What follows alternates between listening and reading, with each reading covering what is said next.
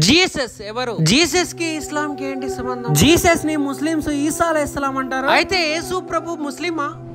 Hey guys WhatsApp, ఈ రోజు మనం ఇస్లాం లో జీసస్ పాత్ర ఏంటో ఈ వీడియోలో తెలుసుకుందాం. ఆ దేవుడైన అల్లా 1,24,000 ప్రవక్తలని ఈ భూమి మీదకి పంపించాడు. ఆ 1,24,000 ప్రవక్తలలో జీసస్ ఒకరు. మన మొహమ్మద్ ప్రవక్త కంటే 570 సంవత్సరాల ముందు జీసస్ వచ్చారండి. జీసస్ పుట్టడమే ఒక మిరాకిల్ అండి. ఎందుకంటే జీసస్ తండ్రి లేకుండా పుట్టారు. ఎస్ అండి, మీరు విన్నది నిజమే. ఖురాన్ ఏం చెప్తుందంటే జీసస్ కి తల్లి అయిన బీబీ మరియం గారి పవిత్రమైన గర్భంలో ఆ దేవుడైన అల్లా జిబ్రైల్ అలైహిస్సలాం ని భూమి మీదకి పంపించి ఏంజల్స్ కి రాజు అయిన జిబ్రైల్ అలైహిస్సలాం బీబీ మరియం దగ్గరకు వచ్చి, అమ్మా మీ పవిత్రమైన గర్భంలో ఒక ప్రవక్తని సృష్టించమని అల్లా కోరాడు. జిబ్రైల్ అలైహిస్సలాం ఆమెకు తెలిపిన తర్వాత ఆయన ఒక ఊదడంతో ఆమె అల్లా ఆజ్ఞతో ఒక గర్భవతి అయిపోతుంది. ఇక సమాజం తప్పుగా అనుకోకూడదని ఆమె ఊరు వదిలి వేరే ఊరికి వెళ్ళిపోతుంది. ప్రవక్త ఈసా అలైహిస్సలాం పుట్టిన తర్వాత ఏం జరిగిందో నెక్స్ట్ వీడియోలో వస్తుంది. సబ్స్క్రైబ్ చేసుకోబోయా.